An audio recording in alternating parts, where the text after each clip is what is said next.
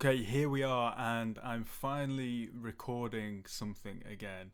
I have no idea if this is going to work at all. I've got a very, very booky setup where there is no intelligence involved in how I've got my window, my reaction window there. I've literally got QuickTime Player recording the screen, and then at the side here, I've got the movie recording from QuickTime Player, and it's just the window. It's not even recording. Maybe that's a mistake, not recording this actual video, but we'll see how it goes. What is this? What the hell are you watching me do here? Essentially, I don't think properly anymore about the topics that I'm interested in. That's become especially hard recently because I've just had my first baby, a baby boy, and obviously I don't have much time to think or do things outside of looking after him and working, but I wouldn't trade it for the world. But even before that, I wasn't talking about the topics that I'm interested in because I don't really have other people that are interested in the same topics as me around me. So maybe I might have short conversations on the internet through Twitter or something, or I don't know, I might talk to someone I know about them even though they're not really interested.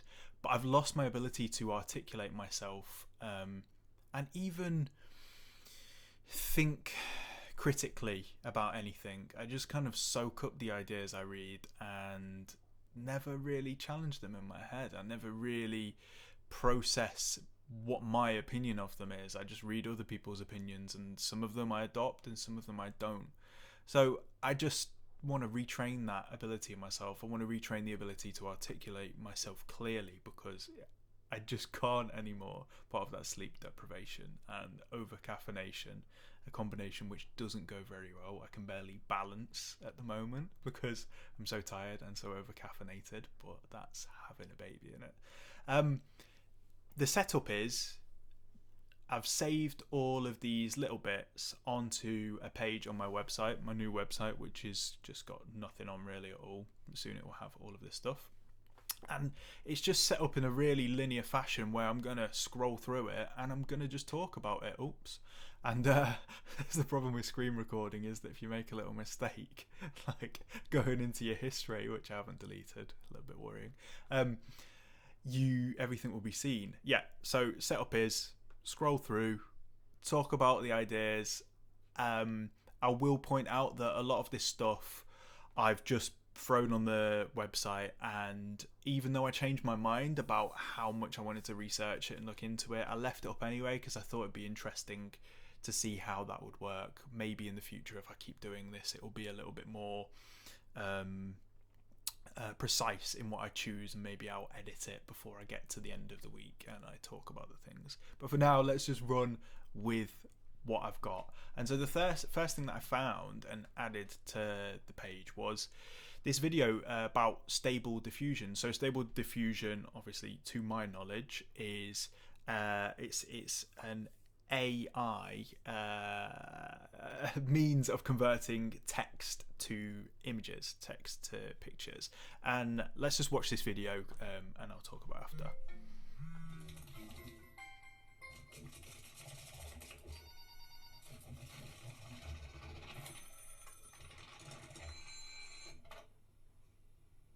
Hello? So essentially the image of the phone has been updated within the video, and the reason that I picked this was because I was like, I've been looking into the recent just development of these AI models where you've got text to speech models, you've got text to picture, you've got AI co-writers, I guess you would call them. I know that GitHub Copilot is another thing that is AI involved, but my coding knowledge isn't really enough that I can talk about that. And I saw this and I was like, what the hell? Like, how the hell are they doing that? And I had a look at it and I was like, I looked through the thread below because she said see below for its process, and I was gonna then figure out the process and then try and explain it, and I looked at it, I was like, yeah, a little bit beyond me. So what happened is, from here, another model, because stable diffusion is one model of text to image conversion with AI, with artificial intelligence. I then went to Dalle, and I think it's called Dalle 2. And I was looking at their page where, again, you do the same thing. You give text prompts and you get images back. Let me hide that first. And I watched this video where they were talking about what their sort of like motivation for it was. And I thought this was really interesting. So number one, it can help people to express themselves visually in ways they may not have been able to before. And that's really cool because I can't put on paper, I can't draw, I can't create artistically the ideas that I have because I don't have the technical ability to draw or use, say, Illustrator or Figma or whatever people are using these days to create designs and draw straight onto their devices. I don't have the ability to do that. But let's say I wanted to write a story and I wanted to create a character. I could just describe that character in Dalle or in Stable Diffusion, and it would give me right now not an amazingly accurate not an amazingly accurate vision of this character, but it would give me something to work with, something to go off, and then maybe in the future it'll be better. But maybe for now I could take that and go to an artist and say, listen, can you flesh this out for me?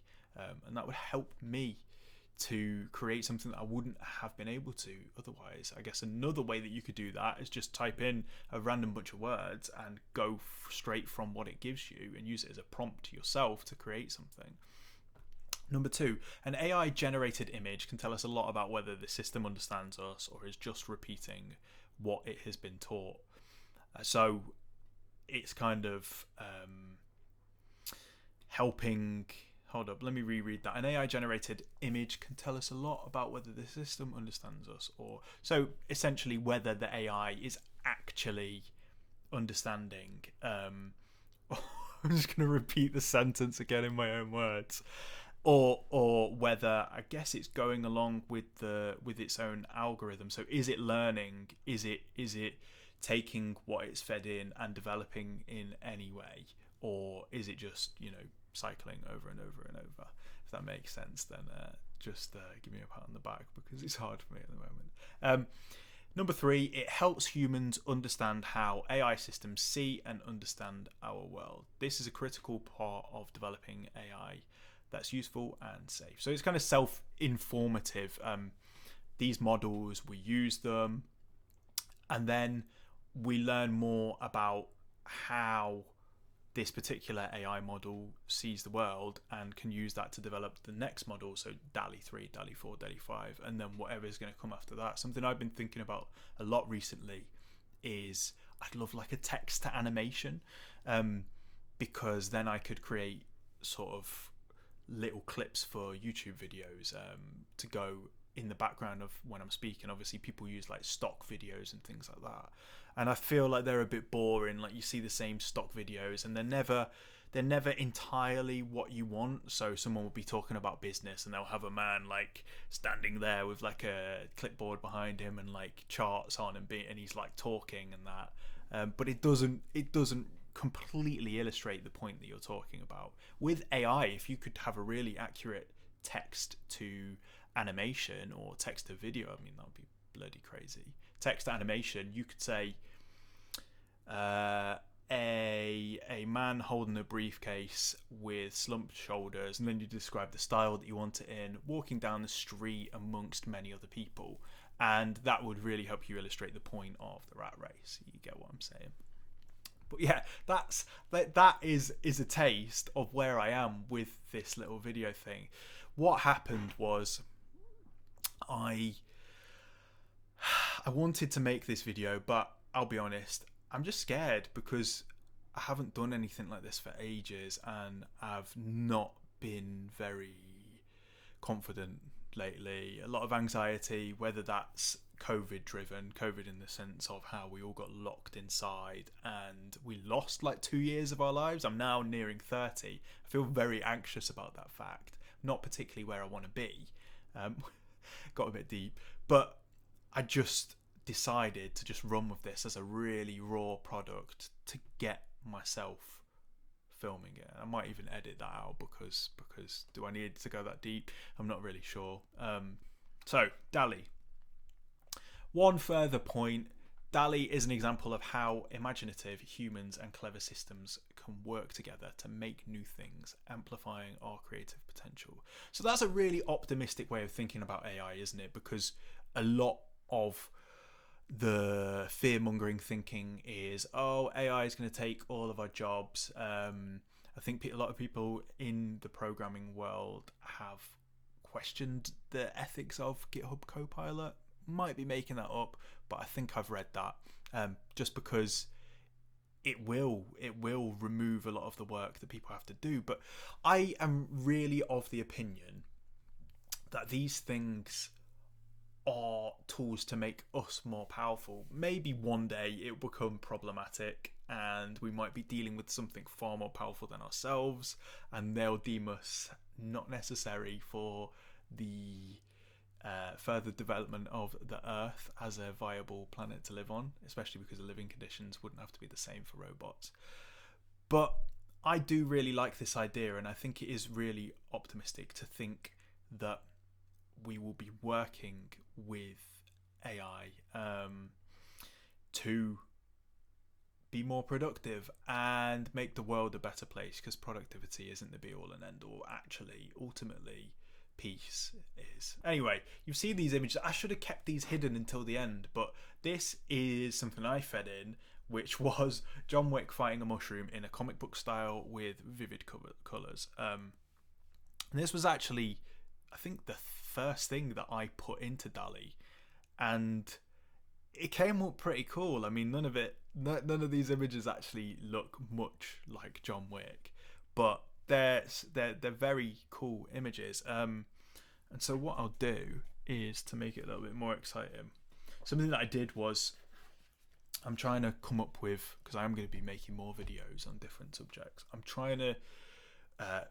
figure out a way that I can sort of put more stuff on the back wall there. If you see that there, because this is my little boy's room, or his room for the future, he's not using it at the moment, so it's my office. That there is like a cockroach. Imagine having a cockroach on your child's wall. No, it's like a beetle. These really cool like animal shapes that we got to decorate his room. So yeah, that's not necessarily relevant aside. I want to put on the wall a bunch of different pictures. I'm skinning at the moment, so I thought, why not use the images that I've generated with Dalle, send them off to a printing company, print them out, and then frame them and put them on the wall. So I'll just run through a few of them. I have to look at the thingy. So I think this was like a Fox's Library or something. You don't need to see the John Wick ones, but I actually got them printed out too. This was me trying to generate like a tattoo idea. I put tattoo in the prompt for this one because I was trying. It's like a jaguar with mushrooms sprouting out of books, because that is what I'm interested in. Another Fox's Library one. I mean, look how cool these are, man. I mean, they might not be incredible, but they are incredible. Look at that. There is no way that I personally could be responsible for this original image in any other way than getting an AI system to create it for me. This is sort of a fox, mushrooms, and books. You can get the general theme of my interests. Another one there. What it actually does, when you put a prompt in for Dalle, for those who don't know, you get tokens. You get a load of free tokens at the start, but you get tokens, and it'll create like 4 images for you. And then you can click on an image and you can ask it to generate, because they'll be quite different, as you can see from those fox ones. I mean, they're quite different. They're from the same prompt, but they are different. I mean, this is a black and white fox with coloured books, and then vice versa, and sort of slightly different styles. Does this even look like a fox? It looks like a fox that someone shaved. But you then would click on this image and you would say generate variations. I think that's what it says, generate variations. So it will generate variations of this one, and each will be a little bit different. And what you can do is, if you don't like the tail, you can rub out the tail with an eraser, and then you can click generate variations, and it will do new tails for you. Or you can add a new word to the prompt, and it will add that little element for you. You could rub this out and say with a blue background. I don't know, you can't rub out the whole background, but you get the picture. Have I got any more cool ones here? So obviously there's this prompt that one of the prompts is like, there's another nice fox one because I like foxes. One of the prompts is it's downstairs. I'm not going to go get it because I'm lazy. Stained glass, like you can put stained glass at the end, and I've seen some really cool ones like that. And so I did stained glass of a miniature pincher in heaven because my dog a while ago died. He was a miniature pincher, obviously, and it's just this really, it's kind of goofy, but it's this really funny image of like a miniature pincher, divided in sections, i.e. a la stained glass, and it's just fucking cool, man. So go check Dalle 2 out actually and have a play around with it, because I think there's a wild future and things are progressing so quickly. And actually, if anyone's watching this and is very frustrated with my lack of knowledge on the whole thing, I am planning to dig a lot deeper into it. This is just, again, me processing my own thoughts, talking about it and learning as I go along. But next, on the mobile version of this site, I should point out that because this is a what do you call the bloody thing? A web. I've not coded this site myself. I haven't written the HTML and the CSS, etc., because again, I'm a scared little man, and I wasn't brave enough to do it for fear. Even though it's a very simple layout that I know how to do, I just was worried that I wasn't going to be able to do it very well. So I've used but it's called Elementor, but I don't know why is the term not coming into my head. It's like a website builder. Yeah, let's just run with that. So this next topic is this Instagram profile, the Artidote, which I'm a really big fan of. They kind of combine cool art with, I suppose you would call it philosophy or psychological ponderings and stuff like that. And I found this, and it was cool because it must have resonated with me at the time. Sometimes this is what resilience looks like. Resilience isn't always about standing there whilst you get beaten up and then you just keep fighting back or whatever. Sometimes resilience is taking the time when you're burnt out to truly relax and allow yourself to recover and know that that is the right thing for you in the moment, and then come back after that, because we can't always just immediately spring back like, one of them YouTube shorts people that jump off the wall onto the trampoline. I've been obsessed with that lately because it's so bloody cool.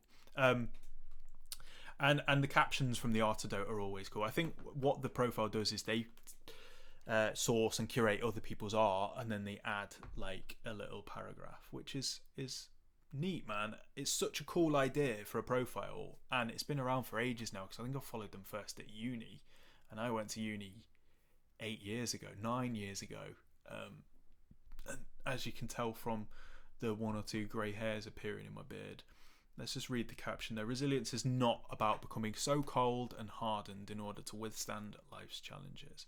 It's actually the opposite. Having compassion, self-belief, patience, and the ability to forgive ourselves as we grow and learn better. Being soft is the greatest courage and an underestimated act of resilience. Yeah, so I think what I take from that is that resilience is also remaining human in the face of the toughness of life. I mean, my life isn't even that bad comparatively when you compare it with, I guess, 90% of the global population. My life isn't that bad, but I still find it like hard, like really hard sometimes. Things don't go my way very often, but But then that is a means of perspective. I could do with gaining some perspective on that and being more grateful for the things that I do have. I'm just a very I'm very, very ambitious in the face of the fact that I haven't necessarily achieved any of the things that I want to, which is a little bit it's a mismatch. It's a recipe for being unhappy, really. Naval obviously has that saying, desire is a contract that we make with ourselves to be unhappy until we get what we want.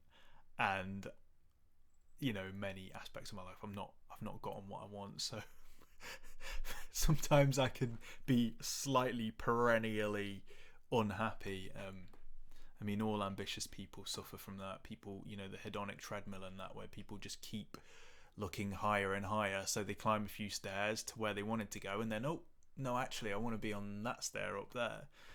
A lot of people are unfortunately susceptible to that. That's kind of what the human condition does to us a little bit. What's this next one? Is Google search dying? Reddit. I knew a long time ago that I wasn't actually gonna explore this one any further, so I've just written, is Google search dying, and then Reddit. I think the joke that I was making there is that whenever I search anything on Google, I put Reddit there, because Google search is whack. It's just not great anymore. It throws up a load of the sites that perform best in terms of SEO. So people have gamed the system. People know how to get on that first page of Google, and they're not the sites that you actually want to see.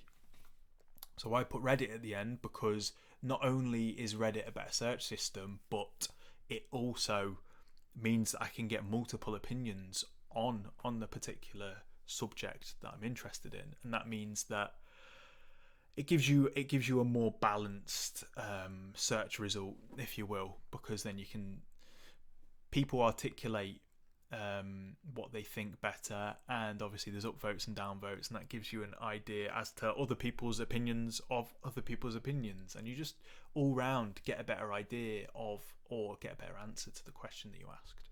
But we'll just move on from that. It came from there's a news writer collective, if you will, called Every, who I just think are amazing. They're bloody amazing. The articles that some of their contributors write are brilliant. It's a fucking fantastic idea.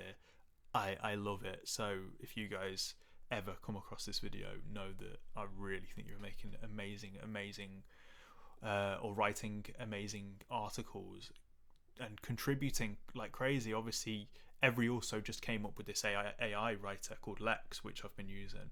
It's down here. Yeah, segue. This tweet, the feeling of water. I'm actually gonna. Oh, this might screw me up horridly, but let's see what happens. So I swam competitively for 14 years and was just reflecting on how sensitive I became to subtle perceptual differences during that time. Water does not equal water. Some is fast, some sticky, etc., etc. I can recreate the feeling of water in my favourite competition pools in my memory. So obviously this person competed as a swimmer. Okay, this is not so bad so far. It's not messed me up too much. Thinking about how 1.5 decades of this subtle noticing may be supporting my ability to sense and feel shifting environments and systems. Feeling the water of the dynamic containers I engage with. Emergent dialogue, Qigong, collective site. Alright, not really interested in that so much, but yeah, alright. So the first tweet is what I'm interested in there. It's a cool thing to notice, and I've written here about it's interesting to think about this concept in regard to other areas of life. I mean, air is very different. I remember being in, I want to say it's called Santa Cruz when I was younger, in Bolivia, and it was polluted. It was polluted like mad. And you go outside and you come back in to the hostel feeling ill afterwards because it was that polluted. My girlfriend hated going out because it was just it felt like the air actually should have been black smoke, the way it felt going into your lungs. Grass does not equal grass. That's a really interesting thing to think in line with sports, professional sports. I mean, they put so much effort in to making the grass good. I mean, they'll treat the weeds to make sure there's no weeds in it. But my team, Liverpool's manager Jurgen Klopp, often complains because some of the teams in the lower half of the league will let the grass grow long, and what that does is it stops the ball from moving as freely. So when the players pass it, it gets caught up, and you can't pass as quickly to each other because the velocity of the pass won't be the same. I don't know. Let's just say that it's velocity. And this really can apply to anything, surely. Like, how many variations of different things are there? I mean, the air today, will it be affecting how this video goes out?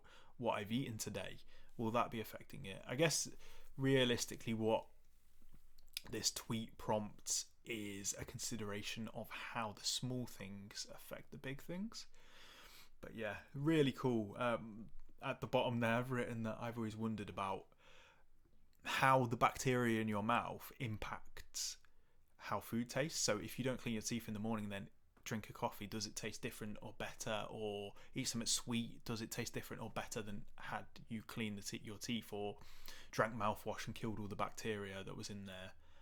Does it taste different with different bacteria? I think there have been theories that is the case. There's some stuff we've got. Right, I'm going to speed along because this is getting long now. Talked about Lex earlier, the AI writing tool, which I think was created by Nathan Bashez. I've not highlighted my prompt here, but I think this is the prompt here. Nassim Taleb's Skin in the Game is about. That was all I wrote. And I just kept triggering it. And all of this stuff is pretty accurate. Let's see, he argues if you don't have skin in the game, you're more likely to take risks that you shouldn't, and you're less likely to... Yeah, that's pretty accurate. Taleb might argue otherwise, because he's an angry man. Sorry, Nassim. Sorry, Nicholas. I don't know what to refer to him as. I love you anyway. You're a great writer, but you are a bit angry on Twitter. You seem a bit mean. The phrase, that's not necessarily his idea, but... if you're not risking anything, you're not really invested in the outcome. Yeah, fair enough. So yeah, this is the reason I put this on here, is because it's all pretty accurate. And Lex wrote this, not me. One prompt, Googled it to see if there was any plagiarism there, and nothing came up. Nothing at all. Amazing, absolutely amazing. Then this, again, I'm getting tired now. Not used to this stuff anymore.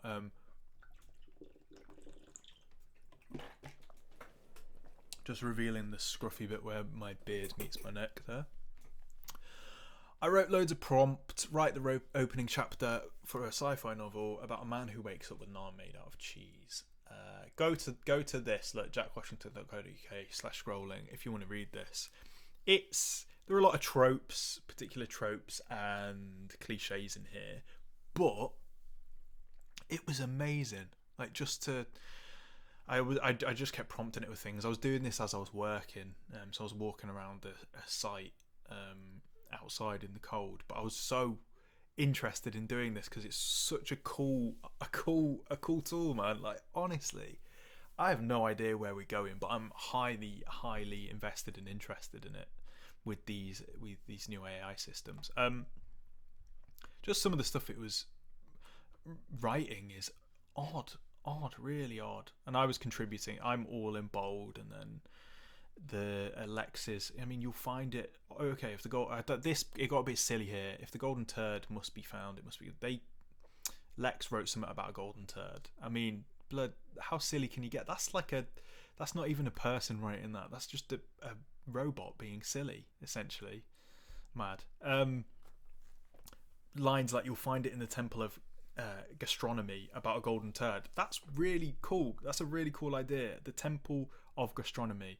Dope. And all this nonsense. Just go read this if you're interested, but it's really, really cool. I'm going to experiment with it a bit more, and I might even use it to actually help me write going forward. I might try out some of the other ones if they're available. The cool thing about Lex is it is currently free.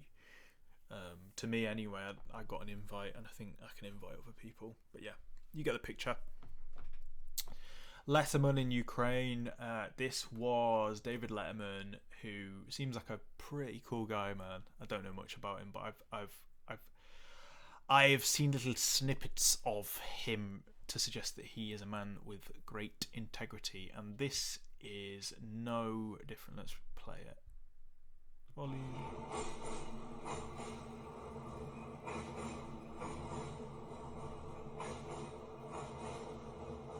So he is or was interviewing Zelensky, the Ukrainian leader.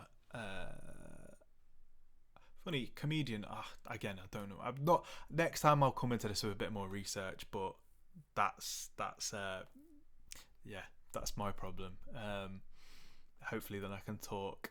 I mean, that's the idea. This is supposed to teach me or help me learn how. What am I doing? Learn how I can make these videos better, because yes, it is first and foremost for me to articulate myself better, but it is also content. No, it's also a video that I'm uploading in case people are interested, because some of these things are interesting, I would hope. So he's a comedian. He was a comedian as well. I've heard him be funny. I've heard him interview Dave Chappelle, and that was, or no, vice versa, on Dave Chappelle's podcast, and he was very funny, and they had a lot of respect for him. But yeah, filming an episode of his show in the underground train system of Ukraine, whilst as Russia is shelling the country. I mean, was it at that moment? Who knows? It sounds cooler if you say that.